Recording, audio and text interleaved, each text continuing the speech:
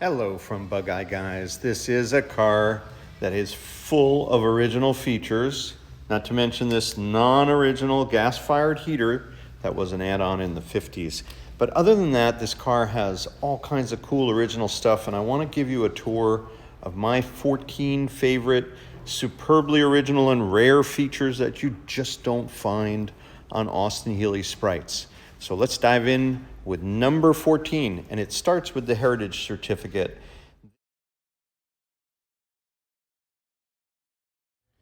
So what this form tells us is that all the numbers are right. People talk about matching number cars, and on these Sprites, there really was no such thing as matching numbers. There's just correct numbers. So for example, here you have the body number, which is BAE 19136, and we see that on the Heritage Certificate as well as the body number. You can see it right on this line here. And then we know that the engine number is correct on the engine plate and that the VIN number or chassis number is correct on the chassis plate. So that's a quote-unquote matching numbers car, but the numbers aren't all the same, and that's an important distinction. Also, we see here that the car was fit with a tonneau cover and also fit with windshield washers, rev counter, USA specs, etc., and white wall tires, which we've refit here in radial form. So that's our 14th feature, the Heritage Certificate, number 14.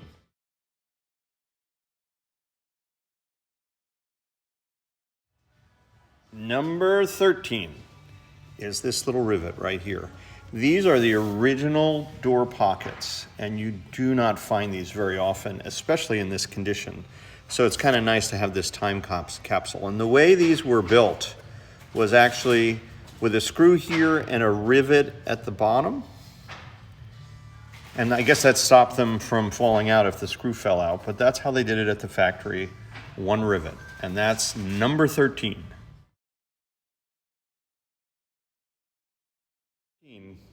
Number 12, that is, for those of you who like to geek out on these things. This is an original T-handle, and you can tell because it has a flush face. All the reproductions that we've seen have a bump here, almost as if there would be a lock tumbler in it. So if you have a good handle, especially one like this that's near mint, that has a flat face, you've got something very special indeed.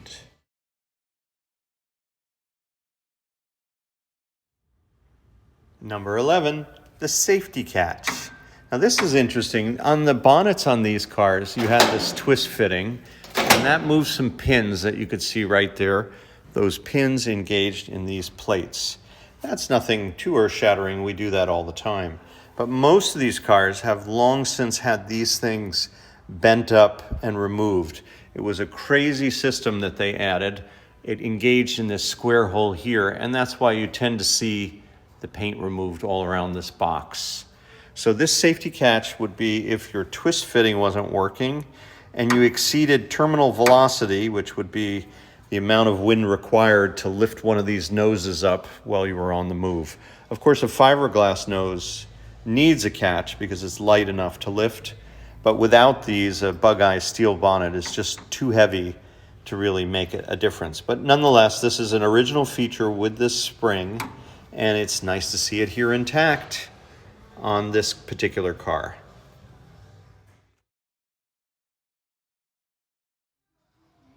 Number 10, one of my favorites. This is the correct original painted fuel cap. Very simple. We have a reproduction now in silver, but most people have silver caps and no longer have them color matched to the car. And I think that's a really elegant and simple and clean way in which the whole back end of these cars is, it's smooth and it's sleek, and somehow a color match cap makes that point.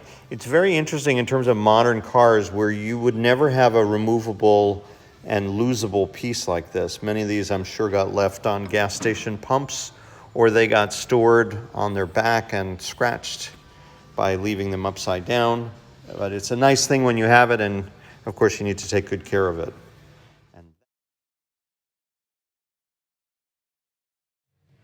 Number 9, also more obscure, but you'll notice underneath this hinge is a black square, not curved corner pad. It's It's made out of like black, almost looks like gasket paper. That's an original feature. The original factory supplied shim still in place on this super cool car.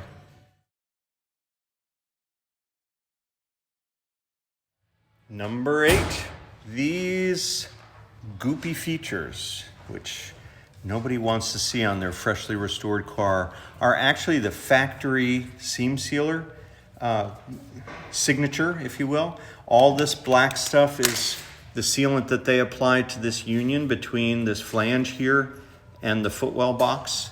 And you can see the remnants of that, and that's exactly how it left the factory. You know, modern restorations have become so tidy and pure, it looks like it's dipped in a vat of paint. And, you know, some people use the term over-restored, but in the case of this original survivor, you see these remnants. And also regarding point number 8, you see the same black sealant there along the firewall and along the hinge mount. Let's see if we get the light to stay. This is where the hinge piece is put into the firewall, and that support is subject to flex. So they goop that up with sealant to make sure moisture didn't get in there and rust the vehicle. So all of this would normally be removed when you media blasted a car for restoration. And because this is an unrestored car, you still see those unusual original features.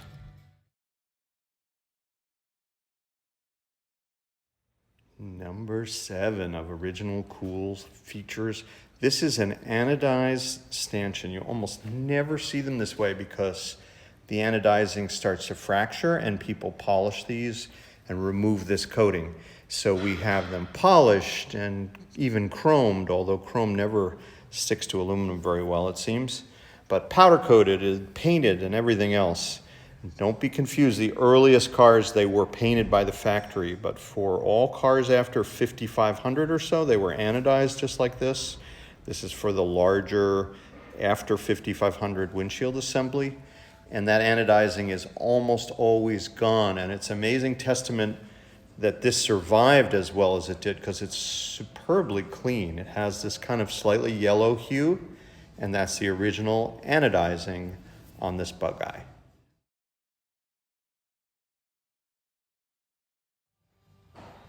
Number 6 is this superb, delicious original badge. The later badges had more of an angular quality. These are just smoother and more, they're just, these are beautiful. And you have this kind of vintage quality that you just don't get in a modern reproduction badge. And for many, many years, the reproductions were out there. Now those are not even available, but this is before all that. This would be a factory original, first generation frog eye badge. Number 5, these are the original rainbow windshield wiper blades. If you see it right there upside down, it says rainbow right above my finger. So if you have these blades on your car, like this one's failing, but you can refit a rubber modern blade into this housing. So please don't throw these away if you have them and clip on the late model reproductions, because these rainbow blades are super cool, and that would have been the way it came from the factory. Interesting piece of trivia, notice how the rainbow is upside down on this side?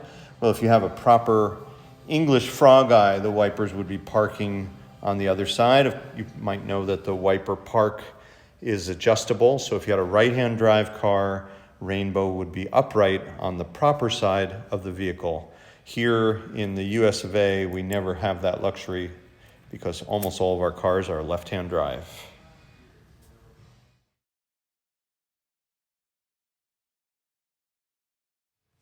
Number 5, original feature, off-white tonneau backing. Now this is an original correct tonneau cover that would have come with the car. That's amazing because most of these have weathered out or aged out or shrunken, but this would be the original zipper. And we tried for car 501, we got lucky and finally found one, but we couldn't get anyone to make us a tan backing original tonneau. to try to compete in concours with the correct item. Remember, originality has to be perfect in the concours class, but it also has to be in great shape. This one is certainly very nice, but it's not perfect. And it's very, very hard to find. So you have the original 10X fittings, but most importantly, this white backing is really special to see. Number 3. This one is kind of also obscure, but interesting to see. This is an original triplex marking, original glass, L59V, right above my nail. That is a 1959 piece of triplex glass that would have been built into this 1959 Sprite. And again, very, very rare not to find one that's full of stone chips or scratches from the wiper blades. So another testament to how low mileage this car was, and it's just superb to find that. Because if you get a new windshield glass to replace it, you will not have this same insignia. It doesn't even look the same in, say, 2023. It's a totally different insignia, and that is the original.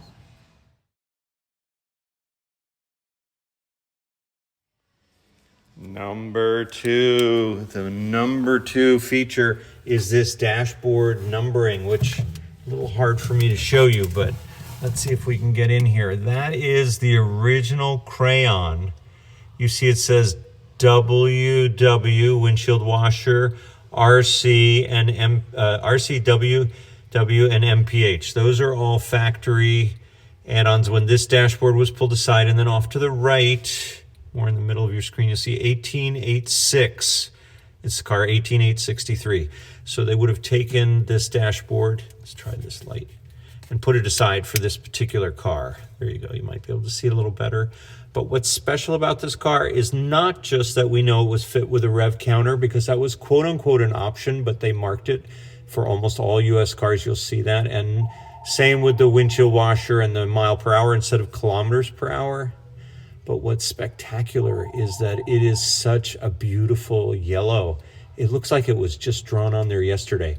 All of these are worn away and eroded in time. And this is the first one we've ever seen that's quite so crisp. You're also here looking at the back of the original radio cutout. Those little slots, that perforations, that's an unmolested original dashboard. And even that wooden block that you're seeing now, it's a little out of focus, but it's the block that supports the grab handle. These are all beautiful, like time capsule features that you just never see on an old Sprite.